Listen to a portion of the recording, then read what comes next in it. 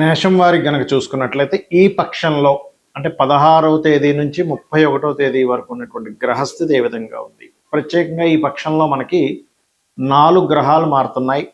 ఆ గ్రహాలు ఏ రోజు మారుతున్నాయి అంటే పక్షానికి ముందే మారుతున్నాయి, దానివల్ల కలిగే ఫలితాలు ఏమిటి, ఏ సమయంలో మారుతున్నాయి. మీ యొక్క మేషరాశి నుంచి ఇప్పుడు ఉండేటువంటి గ్రహస్థితి కనుక చూసుకుంటే మేషంలో ప్రస్తుతం కుజుడు వచ్చి ఉన్నాడు. 12లో శని, 2వ భావంలో ఈ యొక్క రవి, బుధులు మరియు 3వ స్థానంలో శుక్రుడు, గురువు, 5వ స్థానంలో కేతువు, ఏకాదశంలో రాహు. మన చంద్రుడు రాశి నుంచి అంటే మేషం నుంచి 12 రాశులు కూడా 8 రాశులు తిరుగుతాడు. అంటే మేషం నుంచి వృశ్చికం వరకు ఈ యొక్క పక్షంలో తిరుగుతాడు.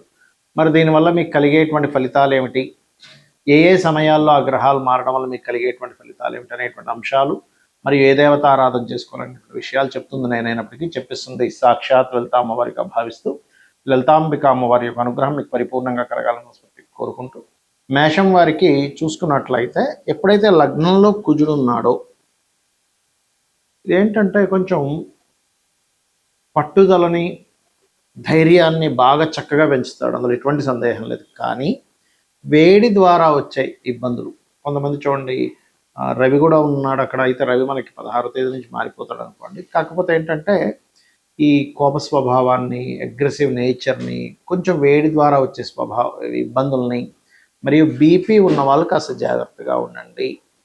లో బీపీ ఉన్న వాళ్ళకి ఇబ్బంది ఏం లేదు, కానీ హై బీపీ ఉన్న వాళ్ళు మేషం వాళ్ళు చాలా కేర్గా ఉండాలి. అలాగే మనకి 2వ భావంలోకి రవి బుధులు కూడా మారుతున్నారని చెప్పుకున్నాం. మారిపోయి ఉంటారు మనకి 16వ తేదీకి, ఎందుకంటే 15వ తేదీకి మారిపోతున్నారు ఇద్దరు. కాబట్టి ఇక్కడ ఇది కొంచెం రాజకీయ సంబంధంగా, క్రియేటివ్ రిలేటెడ్ మూలంగా, ఆరోగ్య సంబంధించిన వాటిల్లో ఎవరైతే ఉంటారో అటువంటి వారికి ఈ యొక్క రవి బుధుల యొక్క సంబంధం 2వ భావంలో ఉండడం అనేటువంటిది మీకు ఆమూలకంగా ధనయోగం ఇస్తుంది. గుర్తుపెట్టుకోండి.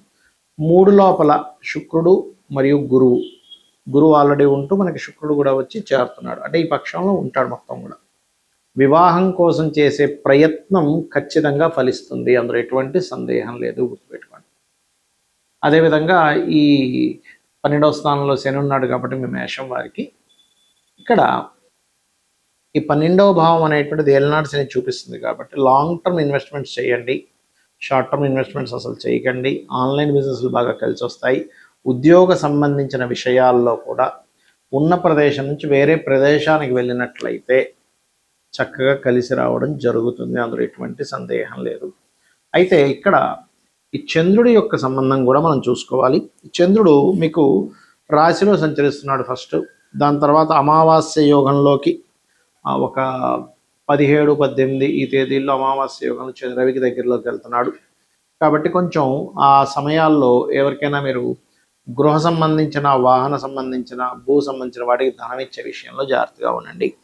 23, 24 తేదీలు నిర్ణయాలు, ముఖ్యంగా ఇక్కడ కూడా భూ సంబంధించిన నిర్ణయాల విషయాలు జాగ్రత్తగా ఉండాలి.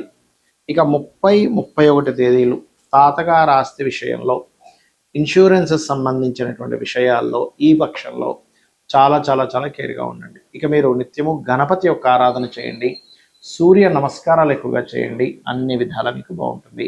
అయితే ఈ పక్షంలో దేశకాల పరిస్థితులు ఎలాంటివి ఉంటాయి చూసుకున్నట్లయితే మనకి కుజుడు 11వ తేదీ నుంచే మారిపోతున్నాడు.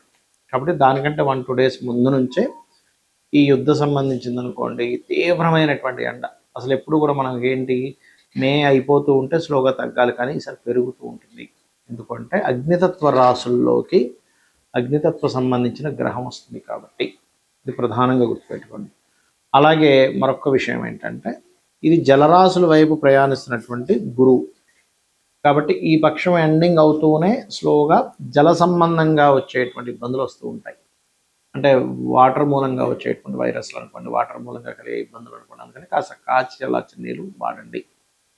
మరి ఈ యొక్క రవి బుధులు ఇద్దరూ కూడా ఎప్పుడైతే వృషభ రాశిలోకి వస్తున్నాడో మరి దేశకాల పరిస్థితుల్లో ఎటువంటి సంఘటనలు ఉంటాయి అనేటువంటిది కనుక చూసుకున్నట్లయితే ఇక్కడ కొంచెం గోల్డ్ రేట్లో పెరగడానికి, గోల్డ్ రేట్ అనేటువంటిది హై అవ్వడానికి ఎక్కువ ఛాన్సెస్ ఉంటాయి. మరియు ఈ శుక్రుడు గురువు ఈ యొక్క సంబంధం ఏర్పడింది కాబట్టి ఈ క్రియేటివ్ రిలేటెడ్గా కొంత విద్యా సంబంధించినటువంటివి ఏవైతే ఉంటాయో విద్యా సంస్థలు కానీ విద్యా సంబంధించిన విషయాలు క్రియేటివ్గా కొన్ని ప్రవేశపెట్టడం జరుగుతుంది. అయితే ఈ ఈ ముఖ్యంగా శని ఎప్పుడైతే మీనరాశిలో ఉంటున్నాడో, మీనరాశిలో ఉండేటువంటి శని గురువు యొక్క రాశుల్లో ఉన్నందుకు ఇక్కడ మొత్తం 5 రాశుల వారికి శని ప్రభావం ఎక్కువగా ఉంటుంది. ఎవరికి? మేషం వరకు సంవత్సరం వరకు ఏలినాటి శని ఉంది. ఇంకొక సంవత్సరం అయిపోయింది కాబట్టి 6.5 సంవత్సరాల వరకు ఉంది మేషం వారికి. మీనం వారికి 4 సంవత్సరాలు, కుంభం వారికి 1 సంవత్సరం వరకు ఉంది. కాబట్టి కుంభం వారికి ఎప్పుడైతే సంవత్సరం వరకు ఉందో, ఇదేంటంటే ఈ శని యొక్క ప్రభావం తగ్గడానికి అది అష్టమ శని సింహం వారికి అష్టమ శని, ధనస్సు వారికి అర్ధాష్టమ శని ఉంది. కాబట్టి మీరు శని బాధ ఉంది అనేటువంటి ఈ దీంట్లోకి వెళ్ళిపోకుండా సింపుల్గా కొన్ని టెక్నిక్స్ చెప్తాను, అవి చేయండి. ఏ ప్రభావం ఉండదు. భయపడిపోయి అయ్యో ఏదో చేయించేసుకోవాలి, నాకేది కలిసి రాదేమో అని భయం పడకండి. ఎందుకు ఈ విషయాన్ని ఎందుకు లేవెత్తానంటే, సాటర్న్ నడిచేటప్పుడే నేను చాలాసార్లు వివరించాను మీకు. రాజకీయ నాయకులు అయ్యారు, చాలా గొప్ప గొప్ప వాళ్ళు అయ్యారనే విషయాన్ని. అదేవిధంగా కేవలం ఏలినాటి శని, అర్ధాష్టమ శని, అష్టమ శని కాకుండా మనకి కాలసర్ప దోషాలు ఇవే కాకుండా మన జన్మజాతకం అనేది ఒకటి ఉంటుంది కూడా చెప్పాను. అయితే మీకు ఏలినాటి శనికి సంబంధించిన, అర్ధాష్టమ శని, అష్టమ శనికి సంబంధించిన రెమెడీ మిగతా విషయాలు చెప్తాను. ఇక్కడ కొన్ని విషయాలు మీరు పాటించండి. నెగ్లిజెన్సీ చేయకండి. ఎవరితోనైనా మాట్లాడేటప్పుడు ఎక్కువ జోక్స్ వేస్తే అది ఒక్కొక్కసారి రాంగ్ దీంట్లోకి వెళ్తుంది, గుర్తుపెట్టుకోండి. అలాగే మరొక విషయం ఏమిటి అని చెప్పి చూసుకున్నట్లయితే, ఇక్కడ ఏ పని పోస్ట్పోన్ చేయకండి, బద్దకించకండి. మధ్యాహ్నం పూట నిద్రపోకండి. శనివారాల పూట ఒంటికి శుభ్రంగా నీట్గా ఒరిజినల్ నువ్వులు నేను రాసుకొని ఒక 15-20 నిమిషాలు ఉండి తర్వాత స్నానం చేయండి. నిత్యము ఆంజనేయ స్వామి ఆలయం కానీ, సుబ్రహ్మణ్యేశ్వర స్వామి ఆలయం కానీ, లేకపోతే మన లక్ష్మీనరసింహస్వామి ఆలయం లేదా గణపతి ఆలయం, లేనట్లయితే రావి చెట్టు ఉన్న ప్రదక్షిణం చేయండి. ఖచ్చితంగా మీకు ఆ ప్రభావం తగ్గుతుంది. ఎప్పుడు కూడా గ్రహాలు గోచారంలో మారుతున్నప్పుడు, గోచారం అంటే కాలంలో జరిగే మార్పులు బట్టి మీ యొక్క జాతకానికి బలాబలాలు తగ్గడం పెరగడం జరుగుతూ ఉంటాయి. కానీ మీ పర్సనల్ చార్ట్ అనేది ఒకటి ఉంటుంది. లగ్నం నుంచి 12 భావాలు. లగ్నం అంటే మీ యొక్క పర్సనాలిటీ, మీరు ఎందుకు ఎదగలేకపోతున్నారు, మీరు ఎందుకు ఇంత టాలెంటెడ్గా ఉన్నారని చెప్పేది. ధనస్థానం, ధనాన్ని ఇచ్చేటువంటి భావం ఎలా ఉంది, ధనభావము, పంచమ భావము, లాభభావము, భాగ్యభావాన్ని చూసి ధనం మీకు ఏ మార్గంలో వస్తుందో తెలుస్తుంది. అదేవిధంగా అన్నదమ్ములతోని లేకపోతే దాయాదులతో ఎందుకు శత్రుత్వాలు ఉన్నాయి, ఎందుకు మిస్కమ్యూనికేషన్ అవుతుంది అనేది 3వ భావం. 4వ భావం ఏదైతే ఉందో పర్టికులర్గా మీకు విద్యా సంబంధించిన, ప్రాపర్టీ సంబంధించిన, ఎప్పుడు కొనాలి, ఏ డైరెక్షన్ కొంటే మంచిది అనేటువంటి చెప్తుంది. సంతానం పంచమ భావము. 6వ భావం ఏదైతే ఉందో 6th హౌస్ అంటారు.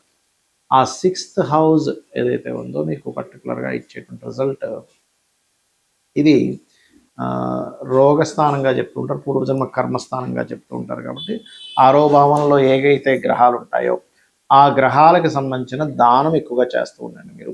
అప్పుడు ఏమవుతుందంటే మీకు ఇబ్బంది అనేటువంటిది రాదు. ఇది బాగా గుర్తుపెట్టుకోండి. అలాగే 7వ భావాన్ని బట్టి మీకు వచ్చే పార్ట్నరు, మీకు వచ్చే జీవిత భాగస్వామి ఎలా ఉంటారు అనేటువంటిది. అష్టమాన్ని బట్టి మీ లైఫ్లో జరిగేటువంటి సంఘటనలు, ఆకస్మిక సంఘటనలు చెప్తుంది. భాగ్య భావాన్ని బట్టి మీ ఉన్నత విద్యలు, తండ్రి యొక్క స్థితి. దశమ భావాన్ని బట్టి మీ కెరియర్ గ్రోత్ ఎలా ఉంటుంది, ఎందుకు గ్రో అవ్వలేకపోతున్నారు. లాభభావాన్ని బట్టి మీకు జరిగేటువంటి లైఫ్లో పొందే సక్సెస్. 12వ స్థానాన్ని బట్టి మీ ఇన్వెస్ట్మెంట్స్ ఎప్పుడు చేయాలి, మీరు విదేశాలకు వెళ్తే బాగుంటుంది, ఇక్కడ ఉంటే బాగుంటుంది అని విడివిడిగా ఉంటాయి ఇప్పుడు ఆస్ట్రాలజీలో. అంతేగాని మూసగా ఎల్నాడు నడుస్తుంది కాబట్టి నాకేం కలిసి రాదు, కాలసప యోగం ఉంది కాబట్టి నాకేం కలిసి రాదు అనేటువంటిది ఉండదు. అలా ఎక్కడా మహర్షి చెప్పలేదు. ఏ భావానికి ఆ భావం చాలా స్పష్టంగా ఈ భావానికి సంబంధించిన ఫలితం వస్తుంది కాబట్టి నీకు ఇలా జరుగుతుంది, ఈ భావానికి సంబంధించిన ఫలితం నీకు అంత బలంగా లేదు కాబట్టి నువ్వు ఇబ్బంది పడుతున్నావు, సో దానికి పరిహారం చేసుకునేటువంటిది ఉంటుంది. అయితే జాతకం తెలియదు, నాకేం అర్థం కావట్లేదు, నా రాంగ్ టైం ఉంది, నా టైం సరిగా లేదు అని అనుకునేవారు సింపుల్గా ఏం లేదు. రోజు నిత్యము ఉదయం నిద్ర లేచిన వెంటనే సూర్యుడికి అర్ఘ్యం వదలండి, లలితా పారాయణం చేయండి, నిత్యము ఏదైనా ఒక ఆలయానికి వెళ్ళడం చేయండి, ధర్మబద్ధమైనటువంటి జీవితాన్ని గడపండి, గోశాలకు వెళ్ళి గోసేవ చేయండి. చాలు. ఈ పనులు మీరు చేసుకుంటూ వెళ్తుంటే, గోవులో సకల దేవతలు ఉంటారు కాబట్టి సకల గ్రహాలు సకల దేవత ఇవి పోతుంది. నిత్యము దేవత ఆరాధన చేయడం వల్ల ఇంట్లో మీకు అక్కడ చాలా దోషం పోతుంది. ధర్మం మనల్ని కాపాడుతూ ఉంటుంది, ధర్మబద్ధమైన జీవితం మనల్ని కాపాడుతూ ఉంటుంది. ఇవి చేయండి, మీరు ఏమీ కూడా చూసుకోవాల్సిన పని లేదు. శ్రీమాత్రే నమః.